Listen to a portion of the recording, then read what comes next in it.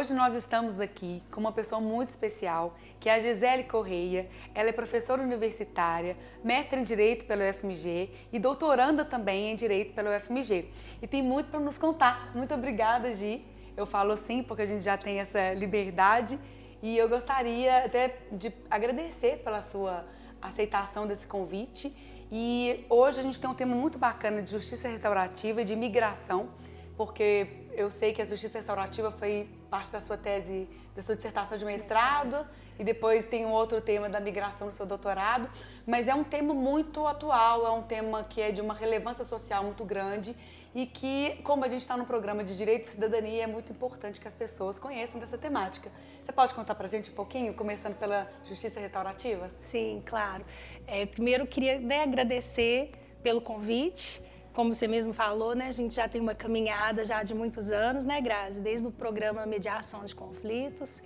Então, a gente já se conhece, né, nessa trajetória profissional, né, há tanto tempo, né? E é isso mesmo, assim, durante o período de pesquisa do mestrado, eu me encontrei com o tema da justiça restaurativa. Na verdade, eu propus o projeto de pesquisa para repensar aquela prática nossa, né, do programa Mediação de Conflitos, as práticas de mediação de conflitos em contextos comunitários enfim, precisava de parar um pouquinho para pensar sobre tudo aquilo que nós fazíamos, né? Eu falo nós porque, né, nós atuamos juntas no programa. E aí, durante o primeiro semestre assim, do mestrado, eu comecei a ler sobre justiça restaurativa e vendo as práticas e a teoria da justiça restaurativa, algumas respostas começaram a aparecer sobre vários questionamentos que eu tinha com relação ao trato do conflito, né? A lida do conflito, como trabalhar com reparação, né? Às vezes diante de um conflito, de um dano, de uma ofensa, a questão da dinâmica do conflito, né? Aquela pessoa que procura às vezes a justiça, ou procura uma delegacia, ou procura um núcleo de mediação, ou um diretor de escola para poder falar sobre algum conflito escolar, alguma coisa assim. Às vezes aquele conflito às vezes não, geralmente ele ocorre dentro de uma dinâmica, e aí você tem autor e vítima, né? O ofensor e o ofendido transitando, né, em dois polos, né, então a coisa não é congelada. Qual que é a diferença, assim, para as pessoas entenderem da mediação e da justiça restaurativa, assim, mais crucial? Então, a mediação de conflitos é uma técnica, né, assim, né, que tem toda uma fundamentação prática, teórica muito própria, e a justiça restaurativa não é a mesma coisa de mediação de conflitos. Na verdade, a mediação de conflitos ela pode ser utilizada dentro de uma abordagem restaurativa, dentro de um programa restaurativo, mas a justiça restaurativa é um movimento teórico e prático muito amplo, que se inicia aí mais ou menos final da década de 70, início da década de 80, e na verdade é um resgate de princípios, de valores presentes em comunidades, em povos tradicionais. Então por isso que se inicia assim no Canadá, na Nova Zelândia, na Austrália, alguns países da África, e é como se fosse um resgate de princípios e de valores que se perderam no trato do conflito, né, que a modernidade, que esse sistema nosso estatal, né, sistema judicial, sistema penal, enfim, ele meio que abafou, né, assim, é como se tivesse tentado emudecer outras práticas, né, outros princípios, outras formas de se lidar com o conflito, com uma ofensa, com um crime. Na né? prática, como que se lida com a justiça restaurativa? Como que funciona? Uhum. Bom, então a justiça restaurativa, ela, primeiro, assim, o consenso que se tem entre os teóricos, entre as pessoas que praticam justiça restaurativa, é que ela é baseada em princípios e valores. Claro que temos técnicas, temos objetivos a alcançar, mas que princípios são esses, né? Princípios como respeito, a dialogicidade, né? O valor que se tem, né, para a conversa, né, a conversa sobre o que aconteceu, sobre a ofensa, sobre o dano, sobre o conflito, a valorização da participação das pessoas que estão diretamente envolvidas naquele problema, naquela questão, a valorização do papel da vítima, né? A vítima tem que ter um espaço para poder dizer o que é que aconteceu com ela, quais foram os danos, o que é aquele conflito, o que aquela ofensa gerou, né, para ela. E a gente sabe que o nosso sistema penal, né, esse estatal, o sistema moderno, né, quando falo moderno é o da modernidade para cá, né?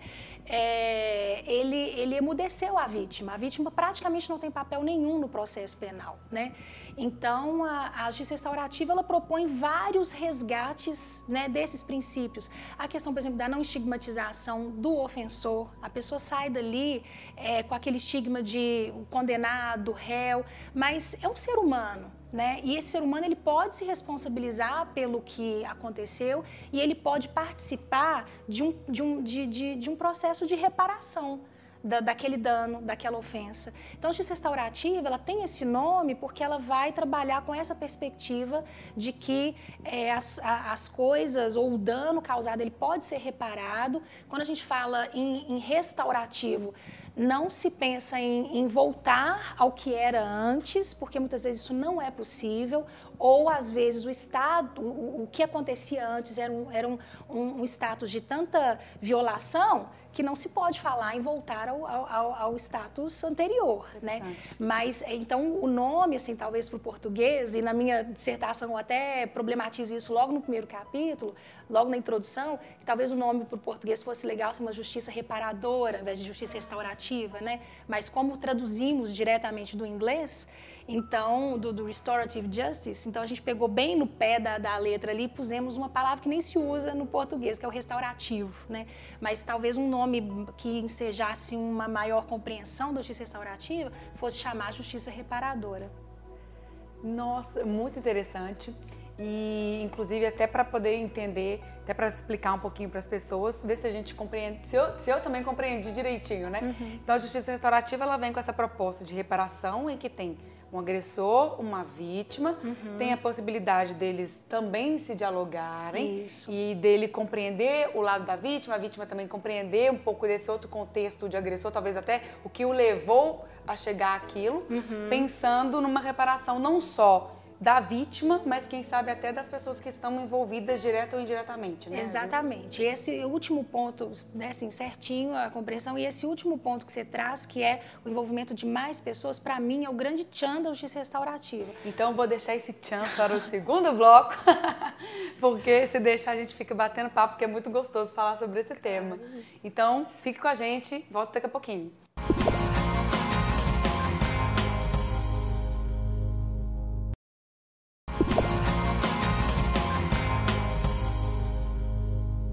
Estamos com a Gisele Correia, que ela é mestre em Direito pelo UFMG, doutoranda em Direito pelo UFMG. A sua tese, né, sua dissertação do mestrado, ela falou sobre justiça restaurativa de uma maneira muito interessante, que ela está trazendo para a gente agora um pouquinho, não só dos conceitos, mas a gente parou num tchan, que é a questão de reparar um dano não só para a vítima. A justiça restaurativa tem a figura da vítima e do agressor, mas além de reparar o dano para a vítima, também repara para a sociedade que está envolvida. Explica um pouquinho para a gente como que é essa reparação. Então, o grande tchan da justiça restaurativa para mim é essa possibilidade de envolver a comunidade, não só as pessoas diretamente envolvidas no conflito, mas aquele entorno, sabe? Assim, às vezes algumas pessoas da família, ou do ambiente escolar, ou da vizinhança, ou outras pessoas que estão envolvidas, né, de uma forma indireta na situação. Por quê? Porque a justiça restaurativa ela trabalha com responsabilização das pessoas pelo que aconteceu, principalmente de quem está nesse lugar de autor, né? Só que o conflito ele eclode num contexto. E a justiça restaurativa ela abre essa possibilidade de eu ampliar o tratamento da situação de conflito e ter pessoas que podem auxiliar nesse plano de reparação, né? ou na própria, enfim, é isso mesmo, né? Na construção desse plano, como é que eu vou reparar aquele dano patrimonial, aquele dano emocional, aquela situação que às vezes vai além do dano só para a vítima, mas envolve outras pessoas. E além disso, também abre possibilidade de serviços públicos, né, atores, enfim, políticas públicas também sendo chamados para poder compor esse plano de acordo. Às vezes é um diretor de escola, um professor, uma liderança comunitária. Então, esse terceiro, assim, é um tripé, né? O justiça restaurativa trabalha com vítima, com voz para a vítima, voz para o autor e voz para a comunidade também. No caso até desse exemplo de escolar, pensando numa sala de aula, às vezes na prática, um conflito entre duas pessoas, dois colegas, mas a sala inteira de alguma forma é afetada, né? Então é uma forma da sala ser reparada por quem entendeu o que aconteceu, entendeu a realidade daquela pessoa, a vítima, mais ou menos isso, né? Lá na faculdade de Judoaula, nós tivemos um caso assim no ano passado de uma aluna que sofreu injúria racial por um outro colega e a abordagem que a instituição topou de fazer foi uma abordagem restaurativa, com realização de um círculo restaurativo com toda a turma, com o professor que estava em sala quando a piada, né, a piadinha preconceituosa contra essa aluna começou a rodar e rodando no WhatsApp. Então a turma, de uma certa forma, toda a turma estava envolvida, né? Não só quem começou a brincadeira, que não é uma brincadeira, né? Uma ofensa mesmo, um crime, né? Mas a abordagem que se deu ali foi uma abordagem restaurativa e a perspectiva mesmo, a possibilidade de uma reparação para essa menina, já que o relacionamento vai continuar, eles vão ficar anos, né, no mesmo curso. Deu super certo. Que bacana. Foi muito bonito o desfecho. Pensando então nesse desfecho bonito, inclusive, de reparação social e de violação, inclusive, social que a gente vê em vários segmentos, a gente sabe que tem uma situação peculiar também de imigração, dos imigrantes que sofrem de alguma forma com preconceitos e violações diversas. Sim. E como a gente, no início do primeiro bloco, falamos que o seu doutorado se trata também de migração, e eu sei que você compõe um observatório, gostaria que você explicasse um pouquinho desse observatório e do que você pretende agora trabalhar na sua tese de doutorado. Tá. Então, o tema de pesquisa do doutorado agora, né, na Faculdade de Direito, sob a orientação, né, da professora Miraci Gustin, é uma pesquisa com relação aos haitianos e bolivianos que residem na região metropolitana de Belo Horizonte e uma investigação, né, de como é que tem se dado a inserção social desses imigrantes que estão pertinho da gente, né? Estão morando em Contagem, em alguns bairros de Belo Horizonte. Eu nem sabia, por exemplo. Em Ribeirão das Neves, em Esmeralda, a gente tem um contingente de mais ou menos, assim, a gente não tem o dado porque o último censo não conseguiu, né, ainda trabalhar com esses números de forma confiável, né? Então, ainda teremos um censo do IBGE que vai conseguir contabilizar, né, quantos nós temos mesmo, né, quantos imigrantes nós temos na região metropolitana. Mas a estimativa é que tenhamos mais de 5.000.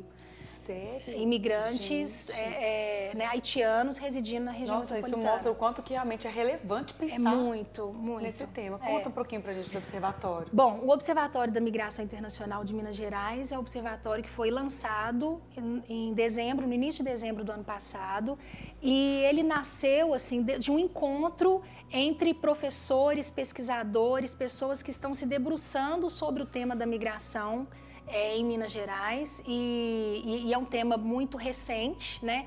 Porque apesar de sermos um país totalmente formado por ondas migratórias, nós temos um fenômeno migratório atual que é muito, muito peculiar, né? O mundo ele está todo sacudido, né? Todo mexido com a questão de refúgio, são milhões de pessoas, né, deslocadas, né, dos seus países de origem por várias situações, ou refúgio ou imigração por questões, né, econômicas. E esse observatório ele foi lançado no ano passado e é composto por várias universidades, né, o UENG, o FMG, PUC, Isabela Hendricks, várias universidades que se juntaram para poder pensar sobre pesquisa e extensão, né? Então pesquisa, extensão e aí começar... Como diz a professora Miraci, que você citou, uma pesquisa-ação. Pesquisa-ação, no tema da imigração. E vários cursos envolvidos, demografia, sociologia, direito, geografia, economia. Então temos vários professores que compõem esse observatório, né? Ele tem assim ainda uma tônica muito mais acadêmica, mas com essa preocupação, né, de pesquisação, né, de fazermos também extensão com essa população e mais ainda de informar os gestores públicos, né, a política pública que temos em Minas, né, dentro da Secretaria de Direitos Humanos, da SEDPAC. Nós temos um programa específico que trabalha com essa pauta da migração do refúgio e é necessário um diálogo, né, entre pesquisa e política pública para que o gestor público também saiba por onde ir, né, já que é uma pauta tão urgente que, né, se trata o tempo todo de violação de direitos, de xenofobia, de oportunidades para que essas pessoas se insiram socialmente, né, e tantas outras questões. Nossa, muito legal mesmo. Hoje, inclusive, a proposta do programa era incentivar as pessoas a sensibilizar para um tema que está aí tão perto da gente, que eu mesma não sabia que tinham pelo menos uma estimativa aí de uns 5 mil, por exemplo, imigrantes, né?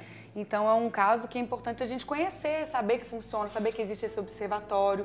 E você, enquanto cristã, por exemplo, o que você deixaria de mensagem para as pessoas de ligar essas temáticas de justiça restaurativa e migração?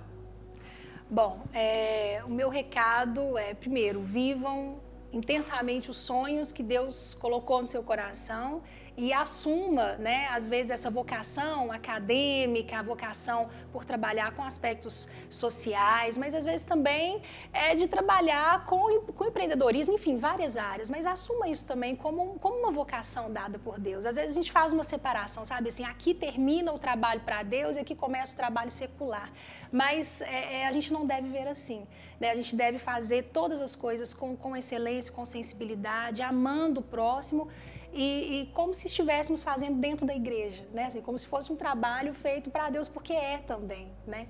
Então, é isso, assim, tanto a justiça restaurativa quanto um trabalho voltado para o imigrante é um trabalho que lida com compaixão, né? Assim, com a proximidade com o outro. E esse é o segundo maior mandamento. Muito obrigada pela sua presença, por ter aceitado o convite, por ter enriquecido tanto o nosso programa. Eu que agradeço. Então, fique com a gente para o próximo programa. Até mais.